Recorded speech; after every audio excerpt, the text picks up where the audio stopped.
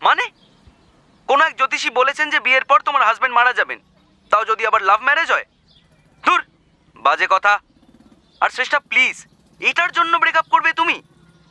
At least বিশ্বাসযোগ্য কোনো কারণ বলো। যাই হোক, আমার ক্লাস শুরু হবে এবার, আমি এলাম। আর দয়া করে এসব কারণে অন্যের কথা শুনে বা ভয় পেয়ে ব্রেকআপের মতো ডিসিশন নিও না। আমি আমাদের রিলেশন নিয়ে যথেষ্ট confident. We will always be together, I know that. ভালোবাসা বড্ড কঠিন জিনিস, বুঝলে সরকার। ছোটবেলা স্কুলের ডেস্কে নিজেদের নাম খোদাই করাটা এক জিনিস, কিন্তু ভালোবেসে বাড়ির লোককে বিয়ের জন্য রাজি করানো সেটা আরেক জিনিস।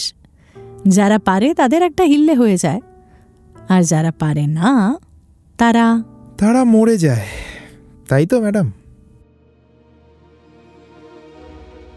আদালত শ্রেষ্ঠা মজুমদারের মৃত্যুদণ্ড ঘোষণা করেছে। 24 ঘন্টা হল। আইনি কাজকর্ম নিজের মতো চলছে। এই অবস্থায় পুলিশ ডিপার্টমেন্টের একেবারে ঝাড়া হাত পা অবস্থা না হলেও কিছুটা স্বস্তি পাওয়ার সুযোগ হচ্ছে। তাই দুপুরবেলা থানায় বসে সমস্ত এভিডেন্স কপি আরেকবার গুছিয়ে নিতে নিতে চন্দ্রপুর থানার ওসি প্রীতি হালদার কথা বলছিলেন সাব ইন্সপেক্টর প্রীতম সরকারের সাথে। চন্দ্রপুর কলেজের 22 বছরের বরাবরের গুড গার্ল যে এরকম কাণ্ড ঘটাবে কেউ ভাবতে পারেনি। ঘটনার সূত্রপাত 2 বছর আগে। চন্দ্রপুর কলেজ থেকে বাড়ি যাওয়ার জন্য বাসে উঠেছিল শ্রেষ্ঠা। ও দিদি, দেখি ভাড়াটা দিন। না মানে আমি না আজকে বাড়ি থেকে পার্সটা আনতে ভুলে গেছি দাদা। মানে আপনি জানেন যে আপনার কাছে টাকা নেই, তাও বাসে উঠে গেলেন? আসলে আমি তো রোজই যাই, ভাবলাম যদি একদিন একটু কনসিডার করে আর কি। কত ভাড়া দাদা? 10 টাকা তো, এই নিন। শ্রেষ্ঠা ঘাড় ঘোরাতেই দেখল একটা চশমা পরা ছেলে, ওরই কাছাকাছি বয়স হবে, একটা 10 টাকার নোট এগিয়ে দিয়েছে কন্ডাক্টরের দিকে। গলায় I card, Chandrapur polytechnic college, 2nd year, নাম সৌম্য সেনগুপ্ত। কি হলো দাদা, নিন ওনার ভাড়াটা। Thank you so much. আমি না সত্যি পার্সটা আনতে ভুলে গেছিলাম। আরে এরকম তো হতেই পারে, ইটস ওকে। তুমি এই চন্দ্রপুর কলেজেই পড়ো? কোন ডিপার্টমেন্ট? কেন বলো তো? না মানে আমার বন্ধু পড়ে এখানে, Souvik Debnath, chemistry honours, 2nd ইয়ার। ও আচ্ছা, আমি আসলে ফার্স্ট ইয়ার জিওগ্রাফি অনার্স। আমাদের বিল্ডিংও আলাদা তো, তাই আমি চিনি না। আলাপ হয়ে ভালো লাগলো তোমার সাথে। আমায় এবার নামতে হবে, bye. Thanks once again, bye. এটা ছিল ওদের প্রথম সাক্ষাৎ। শ্রেষ্ঠা ওর বিপদের দিনে একজন অপরিচিতের কাছে সাহায্য পাবে সেটা আশা করেনি। ওর ভালোই লেগেছিল ছেলেটাকে। একদিন 7-5 আর না ভেবে ফেসবুকে ফ্রেন্ড রিকোয়েস্ট পাঠালো, অ্যাকসেপ্টও করেছিল সৌম্য। সেখান থেকেই সপ্তাহ 2 যেতে না যেতেই প্রেম পাখি এসে ডানা ঝাপটালো মেসেঞ্জারে। সৌম্য একদিন রাতে বলেই ফেলল, সেদিন বাসে যখন দেখেছিলাম আমার তোমাকে তখনই ভালো লেগেছিল। I think I am falling for you. আমারও তোমাকে ভালো লাগে। I think I like you. তারপর আর কি, চন্দ্রপুর কলেজ বাস স্ট্যান্ডে অপেক্ষা করা, কলেজ ফেস্টে উত্তাল নাচ, রোববার সকালে টিউশন শেষে গঙ্গার ঘাট। এক বসন্তের বিকেলে গঙ্গার ঘাটে বসে শ্রেষ্ঠা সৌম্যর হাত ধরে বলেই ফেলল, আচ্ছা তুমি আমাদের ফিউচার নিয়ে কিছু ভাবো? ভাবি তো। এই যে আমাদের সামনের সপ্তাহে আবার কবে দেখা হবে, সেই দিন দেখা হলে তোমাকে কোথায় নিয়ে যাব? উফ, সেই সব কথা নয়, আমি বলছি আরও ফিউচারের কথা। মানে আমাদের একসাথে থাকা, বিয়ে, ভাবো এসব নিয়ে। তুমি তো ভেবে ফেলেছো মনে হচ্ছে, বলো শুনি। না আমি ভাবি না, বাড়ি থেকে ভাবছে। তুমি তো জানোই যে আমাদের বাড়ির লোকজন কতটা কনজারভেটিভ। প্রেম করা ব্যাপারটা ওরা কিন্তু ভালো চোখে দেখবে না। আমরা যদি চাকরি পেয়ে যাই তাহলেও না? হ্যাঁ, তাহলে হয়তো পরিস্থিতি পাল্টাতে পারে। ব্যাস, তাহলে তো মিটেই গেল। গঙ্গার মিঠে হাওয়া এসে প্রেমের এই মিথ্যে প্রতিশ্রুতিকেও বিশ্বাস করালো। প্রেমে হাবুডুবু খাওয়া গঙ্গার ঘাটের কপত কপতিরা জানে না সম্পর্কের শুরুটা চিজ পপকর্ন হলেও মাঝে মধ্যে ধেয়ে আসা নোনতা স্বাদকে অস্বীকার করাটা বোকামি। কিছুদিনের মধ্যেই শ্রেষ্ঠা জানালো, বাড়িতে কোনোভাবে আমাদের ব্যাপারে জেনে গেছে। পাড়ার কেউ নিশ্চয়ই দেখেছে আমাদের। কি হবে এবার? তুমি চিন্তা করো না, কিছু একটা উপায় বার করছি আমি। তুমি আগে আমার কথা শোনো। আমাদের এবার থেকে ফোনে কথা বা ভিডিও কল করা বন্ধ করতে হবে। শুধু মেসেজে কথা বলবো, না হলে দাদা বা মায়ের সন্দেহ হবে। আচ্ছা ঠিক আছে, তাতে যদি তুমি সেফ থাকো তাহলে তাই করব। বলছি ওরা তোমাকে মারধর করেনি তো? না না, সেরকম কিছু করেনি। তবে আমার দাদাকে আমি জানি, ও নজর রাখবে আমার উপরে। তাই যেটুকু দেখা করার বা কথা বলার আমরা গঙ্গার ঘাটেই করব। সরি। না না, তুমি সরি বলছো কেন? তবে একটা ভালো দিক হলো, আমার বাড়ি থেকে জানে যদি কোনোভাবে তোমার বাড়িতে বেশি সমস্যা হয় তুমি এখানে চলে আসতে পারবে। বাবা, বিয়ের আগেই শ্বশুর বাড়িতে থাকবো? কেন, অসুবিধা কোথায়? এটা তোমার বাড়ি নয়? কথার পিঠে কথার বোঝা বাড়তে থাকে। রাত থেকে ভোর হয়। তবে রাত ভরসা হলেও সৌম্য শ্রেষ্ঠার সম্পর্কে ভরসা আসে না। কিছু মাস পেরোতেই একদিন কলেজের সামনের বাসস্ট্যান্ডে বসে শ্রেষ্ঠা সৌম্যকে জানায় যে বাড়ি থেকে সম্বন্ধ দেখা হচ্ছে। আমার না মনে হয় আমাদের পালিয়ে বিয়ে করে নেওয়া উচিত।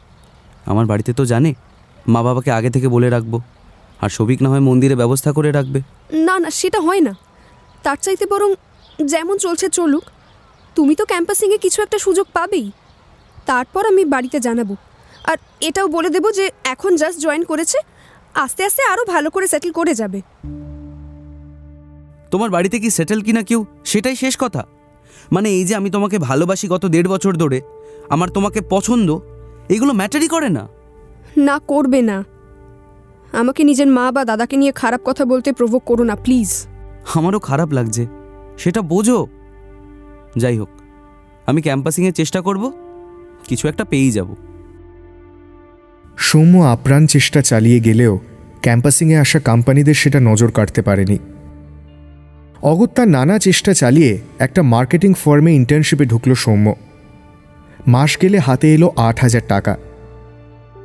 এই পরিস্থিতিতে বাড়িতে জানানোর ব্যাপারটা পিছিয়ে দিতে হলো শ্রেষ্ঠাকে। এদিকে ক্রমাগত সম্বন্ধ আসছে ওর জন্য। খানিক বাধ্য হয়ে এক নেভি অফিসারের সাথে কথাবার্তা এগোতে হলো ওকে। সৌম্যকে এসব কিছু না জানালেও চন্দ্রপুর কলেজের শ্রেষ্ঠার বান্ধবীদের কাছে খবরটা ফাঁস হয়ে গেল। আর সেখান থেকেই জানতে পারল সৌভিক, সৌম্যর বন্ধু। সেদিনই রাতে সৌম্য ফোন করল শ্রেষ্ঠাকে। আমার হাতে টাকা পয়সা নেই মানে যে কখনোই আসবে না সেটা কিন্তু নয়। তোমার কাছ থেকে আমি কিছুটা সময় চেয়েছিলাম শ্রেষ্ঠা, তুমি সেটুকুও দিতে পারলে না আমাকে। তুমি বুঝতে চাইছো না কেন? আমি যদি মা বা দাদার সাথে না যাই তাহলে ওরা আমাকে মারধর করবে, অ্যান্ড ওয়ার্স্ট কেস সিনারিও ওরা তোমার বাড়িতে চড়াও হবে। তখন কি হবে সেটা ভেবেছো? এখন ভাবিনি, কিন্তু কিছু হলে সেটা আমি ভেবে নেব। তাহলে তুমি একজন অপরিচিতের সাথে এনগেজমেন্ট করতে রাজি হয়ে গেলে? ছি, আর আমাকে ব্লক করে দিলে। তুমি জানো আমি কতভাবে তোমাকে কন্ট্যাক্ট করার চেষ্টা করেছি। তুমি বুঝতে পারছো না সৌম্য, এর মধ্যে অনেক কিছু ঘটে গেছে। এসব কথা তোমাকে বলার সময় আমি ফেস করতে পারতাম না তোমাকে, তাই ব্লক করেছিলাম। আমি মায়ের সাথে একজন জ্যোতিষীর কাছে গেছিলাম। তিনি বলেছেন যে আমার যদি লাভ ম্যারেজ হয় তাহলে হাজবেন্ড মারা যাবে। তুমি বুঝতে পারছো অবস্থাটা? আমি কি চাইবো তোমার কিছু হোক? দেখো, আমার মনে হয় উই শুড ব্রেক আপ। মানে কোন এক জ্যোতিষী বলেছেন যে বিয়ের পর তোমার হাজবেন্ড মারা যাবেন, তাও যদি আবার লাভ ম্যারেজ হয়? দূর, বাজে কথা। আর শ্রেষ্ঠা প্লিজ, এটার জন্য ব্রেকআপ করবে তুমি? অ্যাটলিস্ট বিশ্বাসযোগ্য কোনো কারণ বলো। যাই হোক, আমার ক্লাস শুরু হবে এবার, আমি এলাম। আর দয়া করে এসব কারণে অন্যের কথা শুনে বা ভয় পেয়ে ব্রেকআপের মতো ডিসিশন নিও না। আমি আমাদের রিলেশন নিয়ে যথেষ্ট confident. We will always be together, I know that. সৌম্যর কনফিডেন্সে ভর করে সপ্তাহ দুয়ে কাটতে না কাটতেই আবার সম্পর্কের ডিঙি নড়বড়। সৌভিকের মাধ্যমে সৌম্য জানতে পারল যে ওই নেভি অফিসারের সাথে শ্রেষ্ঠাকে চন্দ্রপুরের একটি মলে দেখা গেছে শপিং করতে। ইনস্টাগ্রামে স্টোরি দিয়েছে শ্রেষ্ঠা। সৌম্য অবাক হয়ে গেল। তার মানে ওকে নিজের সোশ্যাল মিডিয়া স্টোরি পোস্ট সব কিছু থেকে ব্লক করেছে শ্রেষ্ঠা। অথচ ওর সাথে দিব্যি SMS করছে এই বলে যে মা নাকি ওর স্মার্টফোন ভেঙে দিয়েছে। কিন্তু কেন? সৌম্য ঠিক করল এবার শ্রেষ্ঠার মুখোমুখি হবে। আর অদ্ভুতভাবে সেই সন্ধেতেই শ্রেষ্ঠার মেসেজ ঢুকল। বলছি শোনো না, আজকে মা আর দাদা বাড়িতে থাকবে না, আসবে তুমি? আমার তোমাকে খুব দেখতে ইচ্ছে করছে কাছ থেকে। এই রকম মেসেজের পরে যুক্তিবাদী অভিমানী মন নতজানু হয়ে বশ্যতা স্বীকার করেই। সৌম্য তো এক্সেপশন নয়। সন্ধেবেলা সাইকেল হাঁকিয়ে সোজা শ্রেষ্ঠার বাড়িতে। জানলার পর্দা সরিয়ে সৌম্যকে দেখে লজ্জা লজ্জা মুখ করে দরজা খুলল শ্রেষ্ঠা। বলল, প্রথমবার এলে আমাদের বাড়িতে, কি এনেছো সাথে? সৌম্য কতদিন পরে দেখছে শ্রেষ্ঠাকে। চিন্তায় মেয়েটার কপালে বিন্দু বিন্দু ঘাম, চোখের নিচে কালি। সৌম্য নিজেকে সামলাতে পারল না, দুহাত ছড়িয়ে বলেই ফেলল, নিজেকে এনেছি। Isn't that enough? আদরে মুছে যায় মান অভিমান, কষ্ট আর পুষে রাখা রাগ। সৌম্য শ্রেষ্ঠারও তাই হলো। ঘড়িতে তখন রাত 9টা। সৌম্য এবার বাড়ি ফিরবে। শ্রেষ্ঠার মুখ ভার, বলল, আবার যে কবে দেখা হবে। তুমি কিন্তু আমার বিয়ের সম্বন্ধ নিয়ে কিছু চিন্তা করো না, আমি ঠিক একটা ব্যবস্থা করব, দেখো। বেশ, আমি তোমাকে ভালোবাসি শ্রেষ্ঠা, তাই অভিমানও তোমার ওপরেই বেশি হয়। যাই হোক, এখন উঠি। হ্যাঁ, বলছি শোনো না, একটু জল দেবে? জল তো সবাই খায়, তুমি প্রথমবার আমার বাড়িতে এলে, তোমাকে বরং একটু জুস দিই, খাবে? আমিও খাবো। হ্যাঁ দাও, খাই। আনছি এক্ষুনি। সৌম্য যখন বাড়ি ঢুকলো ঘড়িতে তখন প্রায় 10টা। বাড়িতে মা বাবা ভাই ওরই অপেক্ষায় বসেছিল, একসাথে ডিনার করবে। সৌম্য সেই রাতে খেতেই পারল না সেরকম। কি জানে কেন মাথাটা বেশ ধরেছে, বমি পাচ্ছে ওর।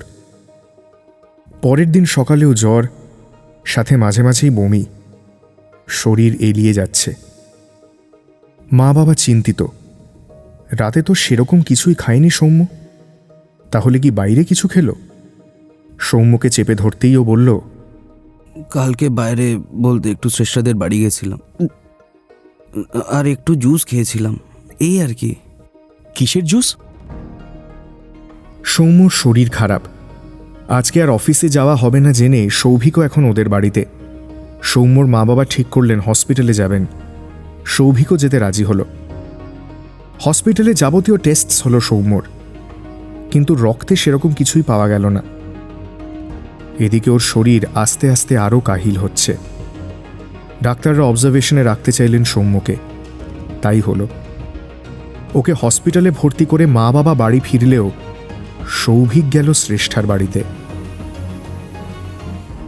সেদিন তুই কোনো জুস দিয়েছিলি সৌম্যকে? হ্যাঁ রে, আমিও তো খেয়েছিলাম, আমারও হালকা বমি হয়েছে জানিস। কি জানি কি ছিল ওটায়। আমি তো SMS ও করলাম সৌম্যকে। হ্যাঁ রে, ওকে কোন হসপিটালে ভর্তি করেছে রে? কেমন আছে এখন? ও ভালো নেই শ্রেষ্ঠা, ডাক্তার বলছেন যে বাইরের কিছু খাবার থেকে সমস্যা হতে পারে। আমি আমি আমি না তোকে তোকে খোলাখুলি জিজ্ঞাসা করছি, তুই জুসটা বাড়িতে বানিয়েছিলি নাকি কোনো পাউডার দিয়ে করেছিলি? আরে ওটা আমাদের ফ্যামিলি ফিজিশিয়ান দিয়েছেন, একটা ওই জুস পাউডার। তোকে বলছি তো, আমিও খেয়েছিলাম ওটা। আমি তোর খাওয়া নিয়ে কনসার্ন নই শ্রেষ্ঠা। এই তুই ডাক্তারের নাম্বারটা দে তো। আমার কাছে নাম্বার নেই। তুই কি বলতে চাইছিস বলতো? যে আমি সৌম্যর এই অবস্থার জন্য দায়ী? দেখ সৌভিক, বেশি ঝামেলা করিস না, দাদা বা মা জানতে পারলে বাজে ব্যাপার হবে। তুই যা এখান থেকে, না হলে আমি কিন্তু পুলিশ ডাকবো। তোকে ডাকতে হবে না, আমি অলরেডি কমপ্লেন করে এসেছি পুলিশের কাছে। আমি আমি সৌম্য নই শ্রেষ্ঠা, আমি তোকে এত সহজে বিশ্বাস করব না। গল্পের নায়কের ফিরে আসা সহজ হয়, কিন্তু সত্যিকারের নায়কের মৃত্যু না হলে নায়িকার মুখে স্পটলাইট পড়ে না। সৌভিকের তাৎক্ষণিক বুদ্ধির জোরেই ডাক্তাররা নানা ব্লাড টেস্ট করেন সৌম্যর ওপর, এবং তাতে সৌম্যর শরীরে পাওয়া যায় প্যারাকোয়াট, একটি স্লো পয়জন।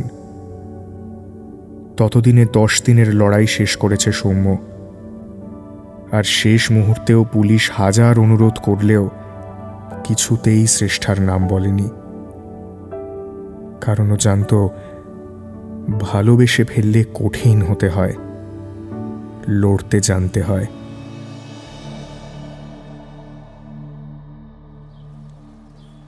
সৌভিক না থাকলে ব্লাড টেস্টও হতো না, আর আমাদের কাছে কমপ্লেনও জমা পড়তো না, তাই না সরকার? পড়ন্ত বিকেলের রোদ্দুর এসে পড়েছে ওসি প্রীতি হালদারের ডেস্কে। নিজের এত বছরের ক্যারিয়ারে এত কেস সলভ করলেও শ্রেষ্ঠা মজুমদারের করা সৌম্য সেনগুপ্তর মার্ডার কেস তার সারা জীবন মনে থাকবে। ডেস্কের দিকে এক দৃষ্টে তাকিয়ে থাকা ওসি ম্যাডামকে একবার দেখল সাব ইন্সপেক্টর প্রীতম সরকার, তারপর বলল, শ্রেষ্ঠার ওই প্যারাকোয়াট নিয়ে বারবার গুগল সার্চ করাই ওকে ধরিয়ে দিল ম্যাডাম। সাথে ছিল ওদের বাড়ির সামনে সিসিটিভি ফুটেজ আর সৌম্যর ফোনের জিপিএস লোকেশন। অবশ্য সৌভিক যদি আমাদের ওদের SMS এর কথাটা না বলতো তাহলে প্রমাণ করা কঠিন হতো। অস্বস্তিটা কোথায় জানো সরকার? শ্রেষ্ঠার এই পদক্ষেপে ওকে ওর দাদা আর মা সাহায্য করেছেন। তাদের মনে হয়েছে একটি 22 বছরের ছেলে তাদের মেয়েকে এতটাই ভালোবাসে যে তাকে তারা বুঝিয়ে বললেও সে সম্পর্ক থেকে সরে যাবে না। তাকে দুনিয়া থেকে না সরালে সৌম্য নাকি কোনোভাবেই ওদের কথা মানত না। কাউকে খুব ভালোবাসতে দেখলে এজন্যই আজকাল বড্ড ভয় করে ম্যাডাম। কে কখন মায়ার জালে জড়িয়ে নেবে, তারপর সম্বন্ধ করা বড়লোক নেভি অফিসারের সাথে সংসার করবে বলে আমাকে 10 দিন ধরে স্লো পয়জন করে করে মেরে ফেলবে হসপিটালে, আর আমি মায়ার জালে জড়িয়ে থাকা ছটফট করতে থাকা জোনাকিটার মতো নিজেকে আরও আরও জড়াতে থাকবো। বুঝতেই পারবো না কখন সেই ভালোবাসার মায়াজাল আমাকে আষ্টে পৃষ্ঠে জড়িয়ে নিয়ে আমাকে আমারই ভালোবাসায় দম বন্ধ করে মেরে ফেলবে। তাই তো বলি সরকার, ভালোবাসা বড্ড কঠিন জিনিস, বুঝলে? ভালোবেসে বাড়ির লোককে বিয়ের জন্য রাজি করানো, সেটা কিন্তু একদম আরেক জিনিস। যারা পারে তাদের একটা হিল্লে হয়ে যায়, আর যারা পারে না তারা মরে যায়।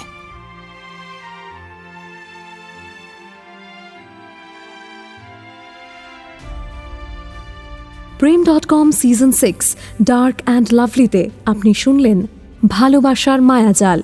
আজকের গল্পে গল্প পাঠে অগ্নি, শ্রেষ্ঠার ভূমিকায় চিত্রাঙ্গী রয়, সৌম্যর চরিত্রে প্রত্যয় মল্লিক, সৌভিকের ভূমিকায় সায়ন, ওসি প্রীতি হালদারের চরিত্রে অয়ন্তিকা, বাস কন্ডাক্টরের ভূমিকায় পুষ্পল, সাউন্ড ডিজাইনে আকাশ, ক্রিয়েটিভ ডিজাইন আলেখ্য, ডিজিটাল পাবলিসিটি সৃষ্টি, সাব ইন্সপেক্টর প্রীতম সরকারের ভূমিকায় এবং বিশেষ সহযোগিতায় অরিজিৎ, পরিচালনা এবং গল্প লেখায় আমি মোহর।